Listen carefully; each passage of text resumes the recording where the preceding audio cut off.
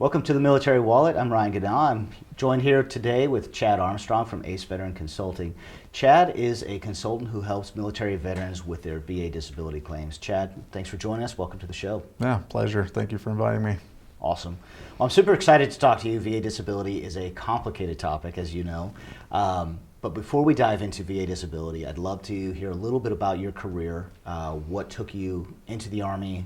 How did you, a little bit about your service and your transition, because your story when you transition is not the average story, and that helped you get to where you are today. So if you want to just jump in, we can do that. Yeah, no, I appreciate it. So I'm from Dahlonega, Georgia, small town. A lot of people know that for Mountain Phase of Ranger School, so not a Army brat or anything, just pure grown up there. So I was a construction worker in my late teens, and the recession hit a little early in that area, so 2007. So just we were working one day, boss man says, hey, on Sunday we'll let you know where to be tomorrow, and then there's no work. So my buddy that was in the National Guard came to me. I'd already went to MEPS and done a physical and ASVAB with the Marine Corps. And he lets me know that, the National Guard's giving out $20,000 signing bonuses, right? Yeah. Also, you can stay at home. I was like, oh, this is great. I'm going to beat the system. I'm going to go to basic training. When I get back, the economy will be back. Well, no. 2008, I think we all know what happened there. So, yeah, I get back out of basic training, made a lot of good friends with my drill sergeants. Just had some unique experiences there. They appreciated me. They gave me airborne school and all that good stuff. Once I got out, they kind of found me as an M-Day, and one of my drill sergeants got me on some contracting gigs in Iraq. So I spent 2 years, 22 months in Iraq doing security details. Once I came back, we came back for a mobilization that never happened, which is fine. I was kind of done traveling anyways. So we come back and get AGR with the Georgia National Guard. Spent about 12 of those 15-ish years in the National Guard on AGR. So started as a recruiter, moved to training, readiness, ops, and then I finished my last stint in recruiting. So. Awesome. So not the standard story. I know a lot of people join the Guard or Reserves. Most people are like, let's join, let's do a few years, get some college under my belt, maybe try it on, see how it works. But getting an AGR position, that's active Guard Reserve for those who aren't aware of the Guard, that's nice because you're full-time. You're getting essentially the same time, benefits, everything is active duty, but you don't have to deal with PCSing, so that's kind of a nice benefit. It's very nice, yeah. They will try to move you around, and I hate to say this, no, you do not PCS in a sense that it's state to state, but I would get in Forsyth County, and then I would go down to like Valdosta.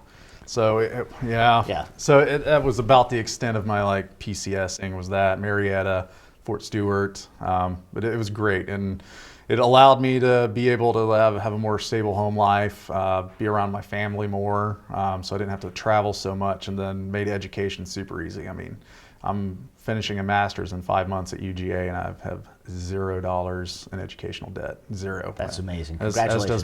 As does my wife, by the way. Awesome. Yeah. So huge benefits. Okay, so 15 years of service almost. What took you to your transition of getting out of the service? Because normally you're here 15, like, gosh, let's stay till 20, right? Let's get that active pension, essentially, because it's an AGR. It's the same as active duty retirement. What led you to get out? All the cool guy stuff. Running 110 miles an hour at 110% was, at the time, I thought it was like a high speed. I thought it was like the best thing for my career, and I get into my mid 30s and I end up with like 6 surgeries. So I've got 3 plates in my right foot, ACL, meniscus, reconstruction surgery, 2 hip surgeries, 2 shoulder surgeries. So I basically wore myself down. It was rucking, infantry stuff, combat tours, airborne. Kind of took its toll on me. I was pretty athletic in my early 20s, and so I decided to try and keep up with that. And when a new Joe comes in, hey, you can't beat Sergeant Armstrong on a run. So I tried to keep that into my 30s, and that it took its toll. So yeah, it does, and that's one of the things about military service. It's not easy on the body, and over time we're all going to have our normal age-related wear and tear. But your situation's a little above average, if you will, in terms of some of the surgeries and things you dealt with. But So you reached a point where you physically couldn't handle the continually, the PT tests. I forget, ACFT, is that what it's called? ACFT is what it ended up being. Yeah, so I'm Air Force, so we've got our PT test is what we call it. But yeah, so your ACFT. So, the Army has one of the more strenuous PT tests, and some of the drag, all that, and the running and everything else. So you reached a point where you physically couldn't do that, and if you got to the point where you had to deploy again, you might have physical limitations. And when you reach that point where you can't deploy, you can't do your job, you can't pass your PT test, you get to the point where the military says, we gotta look at this and see if you can continue serving. So for you had to go in front of a med board.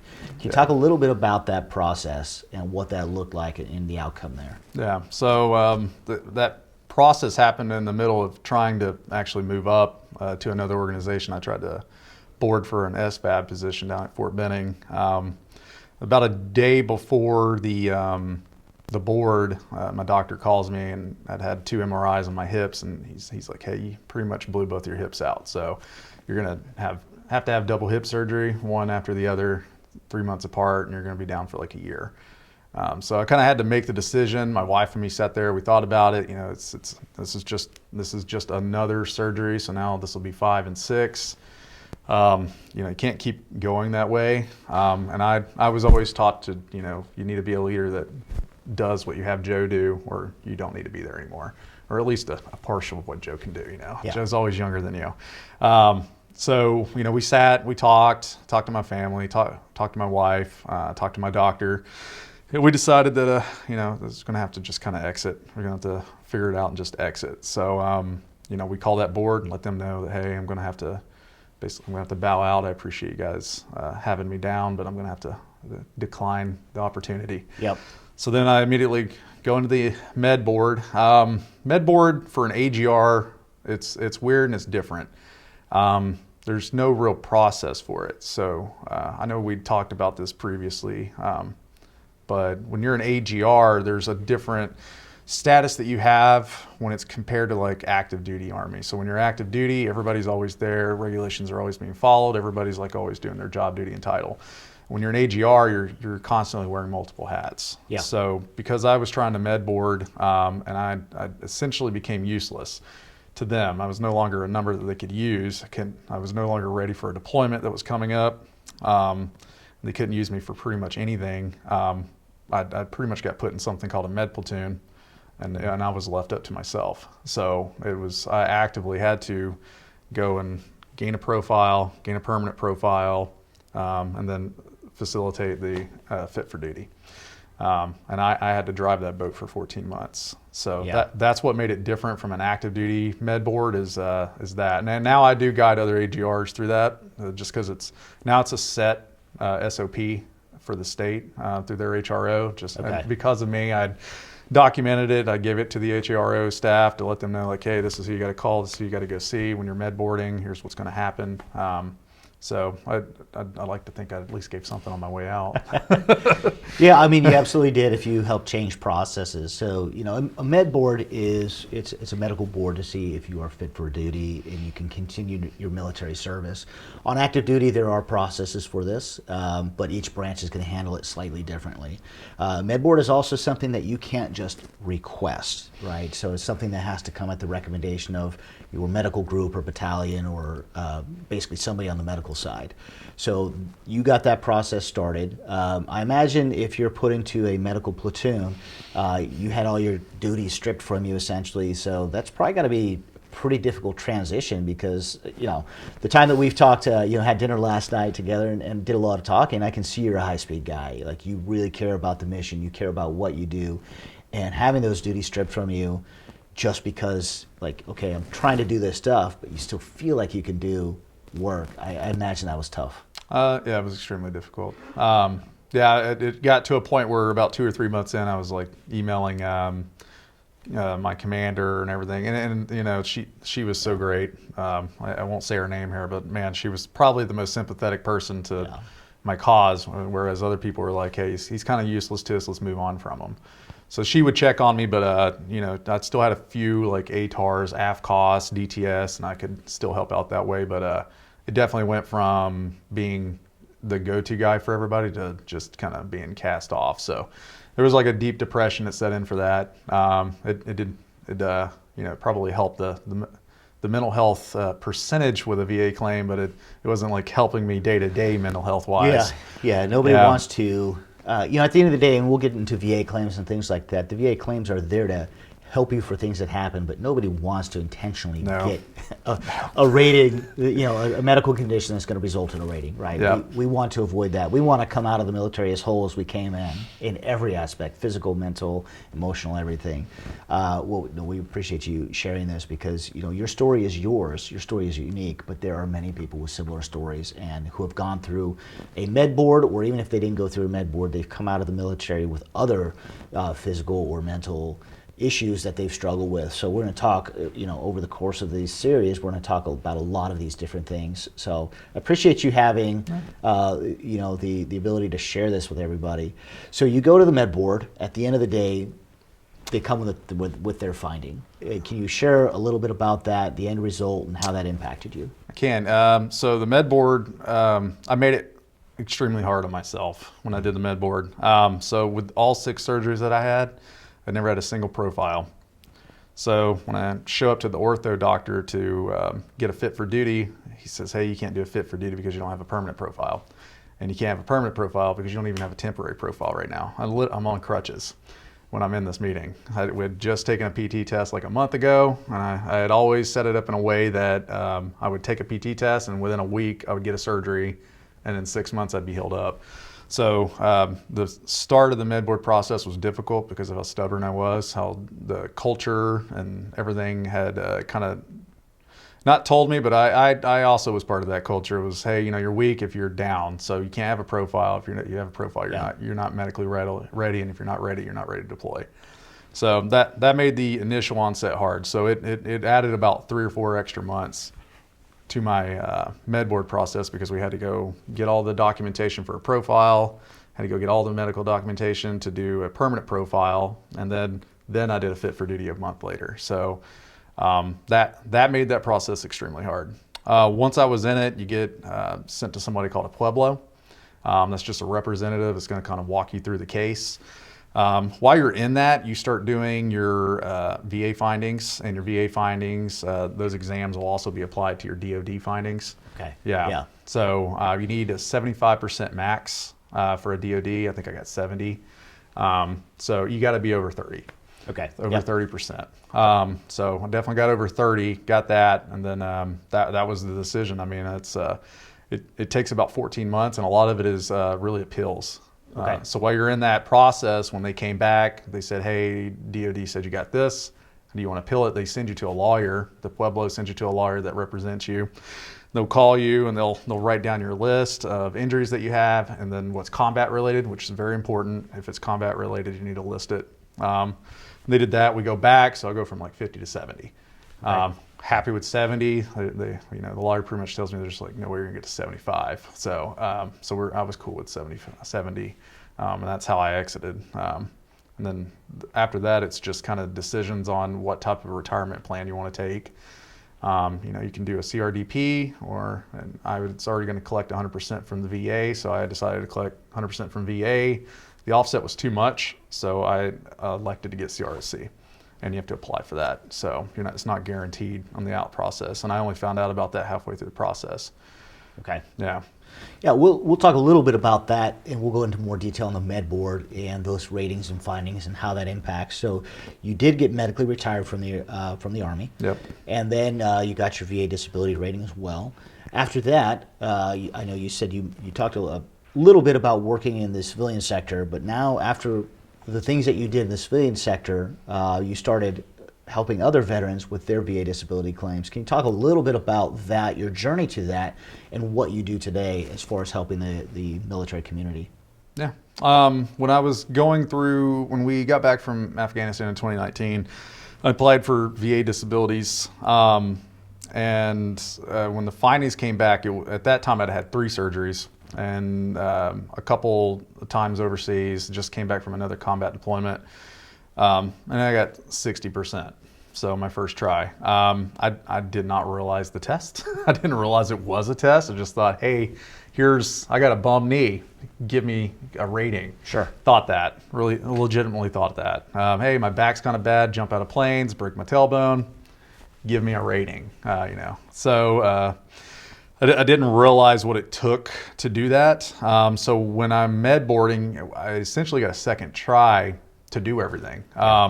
I didn't realize that I was doing appeals, but I was doing appeals and increases. Didn't know that. I had a very good VSO that was working with me. I won't say her name here, but she was very good. Very thorough. Yeah. She followed up a lot. Very good VSO. She started to slightly educate me on like, hey, they're not necessarily wanting to hear that your knee is hurt. Like, what is the limitation of the knee? What is, like, can you squat down? Can you bend over? It's like, oh, okay. So I started getting it. After that, when you get 100%, you start turning into a barracks lawyer. And then early on, a barracks lawyer is someone that knows everything but knows nothing, maybe something, but nothing. It's usually hearsay and urban legend. Yes, yeah. Correct. I started turning into a little bit of a barracks lawyer myself because like, oh, I did this, so you should do it this way. Yeah. Had no idea what the CFR 38 was, which is Code Federal Regulation Title 38. That's the grading rubric that the VA uses to determine if you're service connected and what that rating needs to be. No clue what that was. I was just kind of just aiming in the dark and hoping I'd hit something. So once I figured out that this is an actual test, almost like an essay, right? And that there's an actual grading rubric that you can build your essay off of. That's when I started putting two together. So that goes from me getting it to a buddy's wanting help. That buddy's buddy wants help. I know we're like 5 years down the road, and now it's turned into a full-on consulting business. Yeah. To assist veterans and how they should file claims, how they should speak to C&P examiners. Honesty is important. Not lying. Yep. I do work with a lot of veterans that I like to say incriminated themselves. So they may have gone in there and lied about a certain condition. An X-ray and an MRI shows, hey, you never even had this, so now this is an appeal. So there's a lot of things in my past that I had to do and help other people with that's got me here. And then I have an insider in the VA that is he's very gracious. He gives me his time as much as I want it. He likes that I help people the way I help them because I'm educating them while I'm assisting them. And he thinks that, he thinks that the VA is not completely flawed as do I. I don't believe the VA is completely flawed, but the lack of training, the turnover, the high tempo that they have kind of causes the education aspect that the veterans need to go out the window.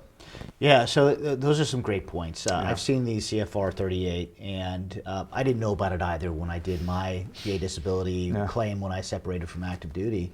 So what's interesting about that is it gives you, the reader or the user, certain language. So for example, I'm not a medical doctor, I don't play one on TV, but we'll just say, your knee has flexion to X%, or X degrees, right? Or for migraines, it might be prostrating headaches where you have to go lie down X number of times per month. And if you use the exact terminology found in the CFR 38 in your claim, that makes it easy on the VA to say, okay, this is our grading criteria. This is exactly what they're saying. Now we can give them that rating. Yeah. And obviously you need to have a doctor who can back this up. You need to have the documentation that's service connected, the nexus, and we can go into all those things. But that's what the rubric is for, and that's what you coach people through, which is super helpful. And again, I believe that the VA has good intentions, but I believe they're overwhelmed with claims. And when they're finding a half-baked claim or somebody who doesn't understand the terminology that's needed, they deny things not because there's not an underlying medical condition, but because it doesn't have the correct terminology or it's not spelled out the way it needs to be, and that's what you help people do. Yeah, I run into a lot of veterans that do the throw as much at the wall to see what sticks, and that's nothing will. Your rater is a person, okay, and they work for a company, and they are rated on how efficiently they can get a claim through and how accurately they can. So if you submit, say, 30 claims that are, whether they're true, false, but no medical documentation, no backing to it, no lay statements or buddy letters or anything to collaborate the story, you got a better chance of getting denied for those than, say, filing a few claims that are accurate, you have documentation for, you have a story for, you may have a buddy letter for, and you can, a lot of people don't want to do that because it's like, if I file so many, I'll get 100 right away. It's like, sometimes it's okay to get 30 or 40 and just build on that. Yeah, and that's definitely good advice. I would rather go in there and have a solid case for everything, because they're going to treat that a little more seriously than if you're like, well, these other 8 things that you're claiming, like, you have no substantiation for them. Yeah, they know you're BSing them. And then, and I always tell a client, it's, never lie. Yep. Stretching to truth is okay. And by that, what I mean is if you show up to an exam and you have a notoriously bad back, but you just happen to wake up, eat your Wheaties, you took your vitamins that day and said your prayers, and your back's it's just great today. Out of all days, it's the exam day. You're going to have to go and express what that worst feeling is when you're at that exam, or, it's not going to work. That would be the extent of maybe moral conflict, but past that, like lying, it doesn't work, because you're being seen by a medical opinion professional, a MOP, and they'll see through the BS. Especially the ones that have been doing VA claims for over 6 months or a year. They start to see the old song and dance, and then it's like, oh yeah, okay, Mr. 25-year-old, you can't tie your shoes. Got it, but he's hopping out of his car in the parking lot. He's jumping around in the lobby. So it's, you got to articulate it, but you also got to be serious about what your condition is, and it can't be like a cash grab. If it's a cash grab, they're going to see that. Yeah, and it's just unethical, right? It really is. It goes against everything we stand for when we join the military. And for those of you who are thinking about doing a VA disability claim, there are some sites and some forums and some people out there who will claim they can coach you through a PTS claim or XYZ claim. Unless you have that underlying medical condition, don't fall for that. It's unethical, it's immoral to go out there and try to get a claim from the VA just because you want the money or you feel you deserve it. But the VA disability program is there to help you through medical conditions, illnesses, anything else that occurred in the military, or while you're in the military, or were made worse through your service. So that's what it's for legitimate claims. So yes. I'm glad you brought that up, and I'm glad we had that opportunity to share that with the audience, because that is a huge problem that we see sometimes. Yeah, you need 3 things to make a claim stick. You need a condition in service with either cause or exacerbated symptoms of a condition. You need a current day diagnosis of that. I cannot stress that enough. Current day. Just because I blew my knee out 15 years ago doesn't mean I deserve disability today. I need to have a flexion or extension or stability problem with this knee today. And then the third is a medical opinion provider linking the 2 together, which is a nexus. So for those that don't know, nexus means connection. Yeah. Google's a good friend of mine, but yes. A nexus letter is your connection letter connecting that event in service and today's current diagnosis of it, linking it together, saying that it is more probable that it's caused by it than not. Yeah. Yeah. So. Yeah, and it needs to be, in some cases it might be, okay, it's X degrees flexion or extension, but what will help your case when you're filing this is to be able to articulate how it actually impacts you. If you just say, I can't bend it all the way, and I can sit here and pop my knee every once in a while, but does that impact you? Has it changed your quality of life? Can you still do the job you were trained to do in the military, or something similar? Like, okay, I'm not going to go out and shoot artillery, right? But can you go out there and do some of the related tasks? Because that's, at the end of the day, you have that military training. You want to be able to use those skills somewhere. But if you can't, due to those physical limitations, where you can't go out and play basketball or hike or do those physical things, you might want to articulate that during your claim. Yeah, you do. Hey, I can't bend over and pick up my kid. That's a big one, and that's where the lay statements come in. I don't want to maybe not say lazy, but a little laziness on the veteran's part is you can submit statements past whatever it is you submit in either va.gov or with your VSO on a form. And that lay statement gives that rater and the examiner, because everybody's going to see it, you can go deep into detail about how this claim is affecting your life, rather than the 400 characters you get on the va.gov website, which is not a lot of characters. This is what caused it, and this is what it does, and that's pretty much 4 sentences. Yeah. So lay statements really help. A lot of people don't use lay statements. If an examiner asks you to do it and you sit down and you write 2 sentences, my knee hurts, pay me. That's not going to work. It's, hey, my knee hurts and here's what it is, how it's affecting my life. I try to consult, coach clients through that, like the importance of that. Don't be lazy with it. Yeah. Yeah, super helpful information. I know when I went through my VA disability claim, I didn't know that. I tend to be a very thorough person anyway, so I did articulate some of that on my claim. That's just, I don't know, I just naturally did it. Yeah. But I didn't do a perfect job, because when I went through my claim and the doctor was giving me the CMPA exam, he asked me a few leading questions, if you will.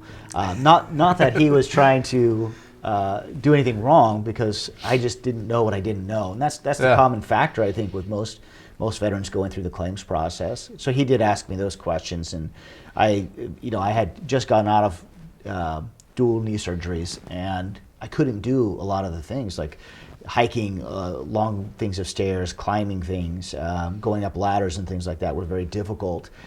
So he kind of pulled that out of me, and if he didn't do that, I probably would have gotten maybe 0% out of him instead of the 10% that I got. So definitely great advice there. So that's a cool story. It's your story, and I love that you're able to share that. So we've got our story arc here, and we know what makes you Chad as far as where you are professionally. Yeah, okay. That's what I was about to say. Let me know when you figure the rest out. Yeah, well, but professionally, we know how you got here, and that's awesome that you're able to help the military community, and we love that. What I'd like to do is back up, and now that we've talked about this, I'd like to go into a little more detail about military medical retirement and that med board, because we gave the kind of the 30-second overview, but it is a big process. And I'd like to talk about some of the pros and cons of military medical retirement, how the pay works, how it works in conjunction with VA disability, because sometimes you have to choose between one or two. You mentioned CRSE, so that's combat-related special compensation, how that ties in. It's a big topic, but it's one that a lot of misconceptions, a lot of barracks lawyers, a lot of things where people have misconceptions. So if we could start there, talk about that med board, and let's just jump into the fact, okay, you've gotten your med board, you've gotten your military medical disability ratings or your military disability ratings, and now you're at that point where you're going to retire. Can you pick us up somewhere in there? Or if you feel it's important to talk about how those disability ratings in the military work, we can start there too. Yeah. I'll start off with a story that the night I decided that I was going to medically retire, I kind of had already done consulting with that insider that I talk about. Great guy. And we pretty much had already built a map. I knew I was going to get 100. I just needed to reword certain things a certain way. And I'd had 2 additional surgeries on 2 different body parts. So 3, sorry. So, I do remember sitting there that night and telling them my plan. It was a good friend of mine. They kind of laughed in my face, and I literally laughed in my face, and I told them my plan, and it's, the time value of money. I said, hey, there's no way I'm going to be able to stay in and make a salary and make some type of generational wealth. There can be ways, but it's limited and it's finite. I have such a finite amount of time that I need to do something different. So the injuries came along, but then so did income. Like that was a big question in my head, was like, how am I gonna fix my income? So once I knew I had the VA, if you think about it, it's like $50,000. It's tax free, so it's truly $50,000 in the pocket, not $50,000 with a tax hit, and now it's like 40 or 35. So it's okay. So now I just need to go find a job that pays me 45,000 after tax. Pretty doable when you already have a bachelor's degree in business. And that was my plan, was, I'm just going to go ahead and take my early retirement.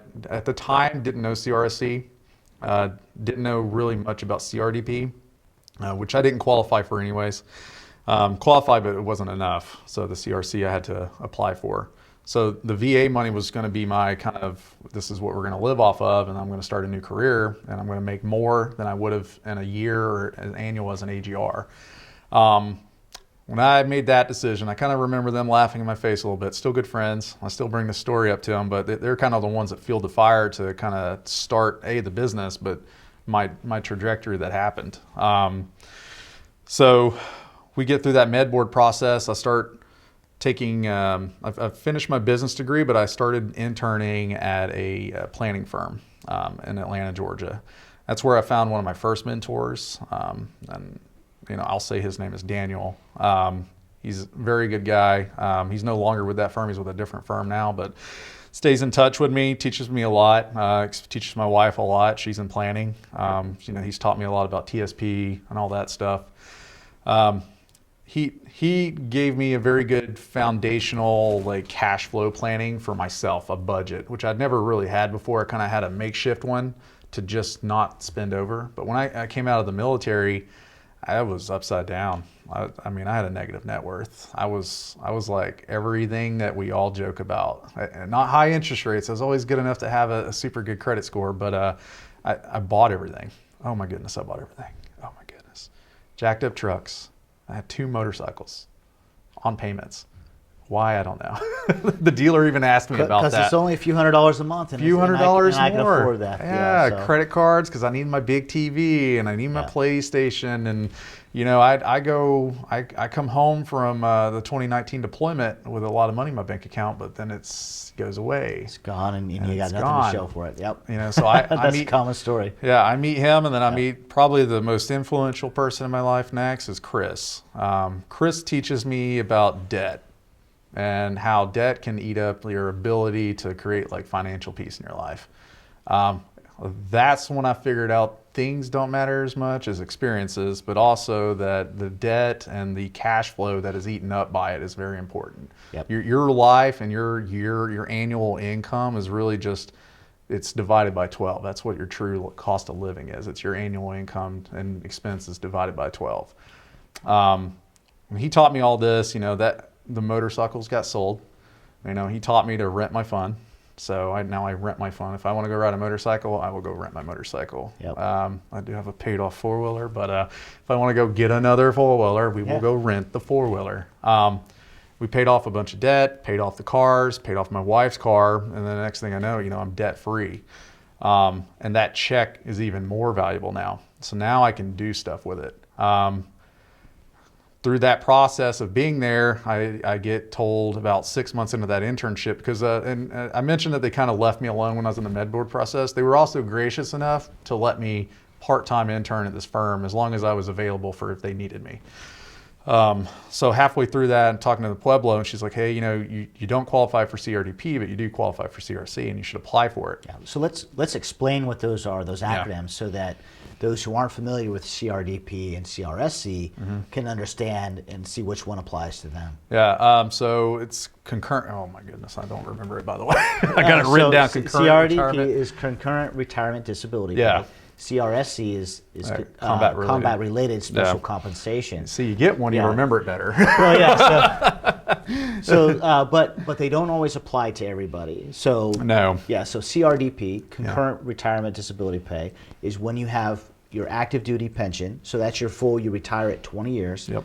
And you have a VA disability compensation rating of 50% or higher. Anything below 50%. And what happens is you get an offset. So let's say I have $5,000 a month for my military retirement pay, and my CRDP, my concurrent receipt, is $1,000. I'll get the $1,000 from the VA. That's tax-free, but that's withheld or offset from my military disability, my military retirement. So instead of getting $5,000 from DFAS, I'll get $4,000. I still get the same $5,000 total. $1,000 becomes tax-free. The other $4,000 is taxable. Yep. Now, once you hit CRDP, you hit 50% VA disability or higher, you get the full VA disability in conjunction with your full military retirement. Correct. But that only applies to a 20-year military retirement. It does not apply to medical retirement. Correct. Yep. So, that's what got me. That was I didn't hit the 20. And I was told that, we'd be happy with your VA because if you get anything under 15 years, you're not going to get anything anyways. And I believe that. We talked about this previously, but that was just another barracks lawyer, urban legend, because I was right under 15 years. I think the ETS, the retirement date was 14 years and 10 months. So I applied for CRSE. They took all the ratings from the Army Board, Medical Board, and used that toward it. The math on it, good luck finding it. There's a lot of good Reddit threads. You can even call DFAS and they can't tell you how it's calculated. There's literally a broom closet that somebody works in, and that's the guy that calculates it. But it's roughly time and service, base pay, and active federal service, and that's how they calculate it. Yeah. So let's take a break and talk about the military medical retirement and how that works with VA disability. Let's take combat-related special compensation, CRSE.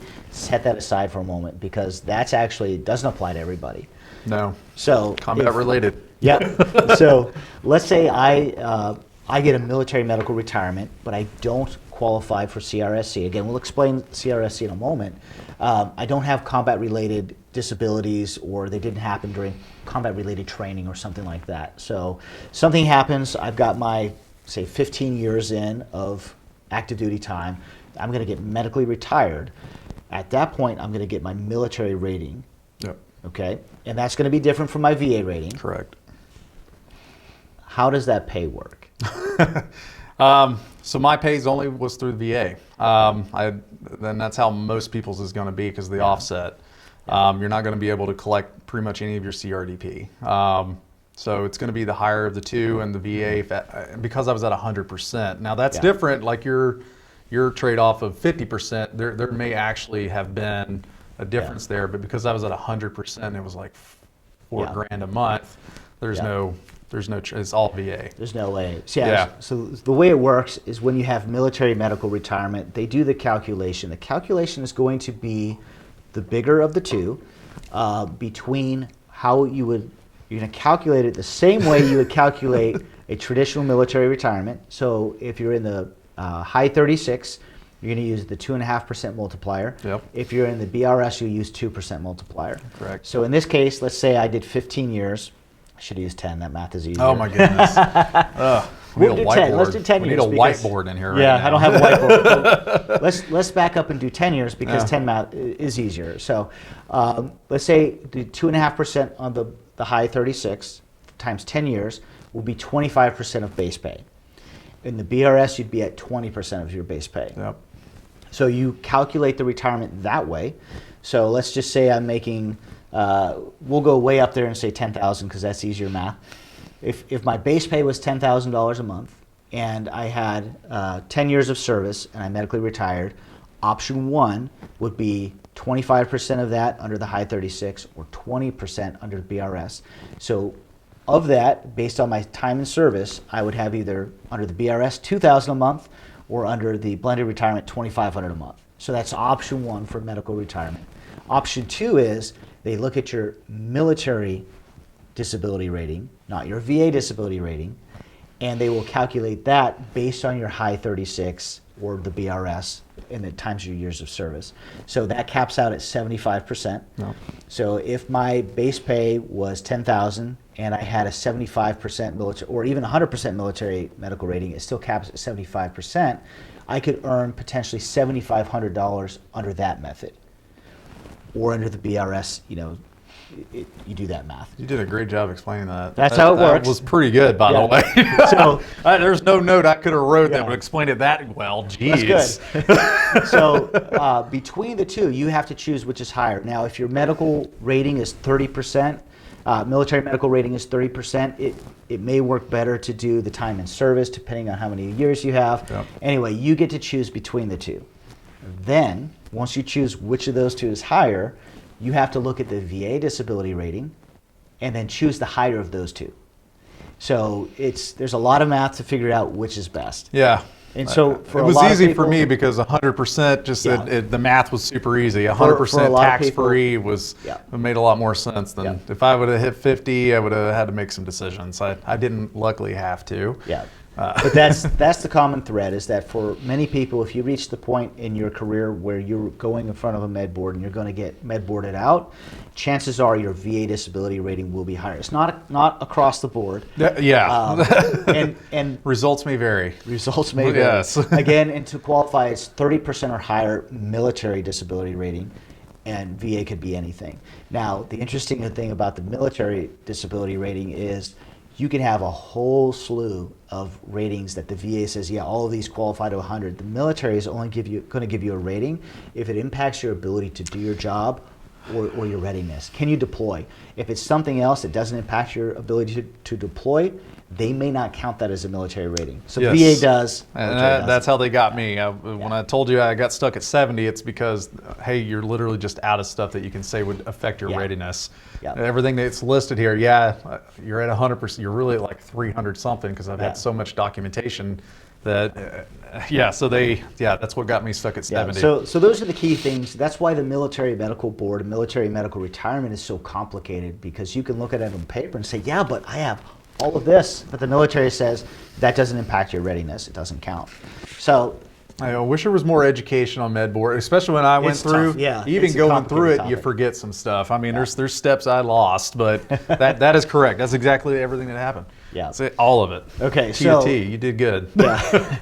So that's the process. So if you're curious how that med board works, that's the 30,000-foot view. Your mileage may vary. Your experiences will vary. Yes. But that's how the math works, and that's how you have to decide which medical retirement you want. Do you want the VA? Do you want the military medical retirement?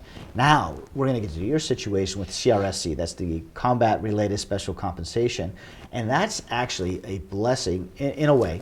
Financially, it's a blessing, right? It's not a blessing that you had to go through this process, that your body is broken and that you have those issues going on, right? But that's the reality of military service. A lot of people come out of combat situations or out of our military service, and we're not the same physically or mentally as we were before we joined. So that's where combat-related special compensation comes into play. Yep. So you were in combat. Now it applies to not just combat itself, but if something happened while you were training for combat, that can also apply. And I've known people who got seriously injured out on the range, or something else happened, they had to get med boarded, and because of that, even though it didn't happen in Iraq, Afghanistan, somewhere else, they were training for that, and they qualified for CRSE. Yep. So let's talk a little bit about what qualifies and how that changed impacted your military retirement and VA and the ability to claim both. Yeah, so all those combat deployments, shoulder issues while in combat, tore a bicep in a firefight, the PTSD, and knee problems, come back, and all those are rated toward my CRSC because I could prove that they were combat related. That was super beneficial because the CRSC will be based off of percentage of what that DOD is, what you get out of the VA. So I got pretty much the top multiplier that I can get for the CRSC, except for the extra 5. So when I got that, that's tax free. I mean, so if you gross that up by wages, I mean, it's like $2,000. So I essentially got my retirement 5 years early. I left 5 years early and got the same retirement that I was going to get. So the time value of money, in my head, it made way more sense. It made me feel better about leaving because I had to leave no matter what. Yeah. But it made me feel better because now I went from, okay, well, if my VA's $50-ish thousand a year tax-free, I need 40-ish something or 50 if I gross it up. Well, now I only need like 25. I mean, I can go be a door greeter and make what I was making as an E7, E8 in the AGR program. That it reinforced me, but it helped. It wasn't necessarily anything I already knew about. It's not anything that really made a decision for me, but once I found out about it, I was like, hey, this is extra money we didn't plan for. I'd already negotiated a base fee with the planning firm I was at. So it really gave me fuel for the financial foundation I kind of wanted to make for myself. And so that money went off. It was off the table, and it was only used for investment purposes. So now I'm using X amount of dollars. Just won't say what that amount is because the math is so weird. Everybody's situation is different. It's going to be conceptual. Yeah, I don't want to say a number and somebody be like, "Well, I did this." No, so I took that number, I took it off the table, and that number is forever going to be allocated to savings, and then that savings account has a buffer, and anything over that buffer goes to investments. Yep. So I'm very thankful that I got it. It wasn't necessarily a decision maker for me, but when I got it and it was a theoretical, like a metaphorical bonus, I had to take it and do something with it. That was the start. That's what like created my financial well-being that I've created in the past 5 years was that one check. And I might still be kind of flying even if I hadn't got just that little bump that I found. Yep. Yeah. Well, that's huge. So to recap, going back through your med board process, you started that process. You had to do, it was a lengthy process, as it is for everybody. The medical board situation is going to be unique to each person. So when you can find somebody who can guide you through that, if you could find help on forums, if you can find help on, a consultant like Chad here, use that, talk to people in your network. You don't have to go through it alone. Understand it is lengthy. It can be complicated. There are different ways to calculate your military medical retirement once you qualify for it. Most people are going to have to choose between medical retirement pay and VA pay, or VA pay, right? It's usually going to be one or the other. You choose the higher of the two.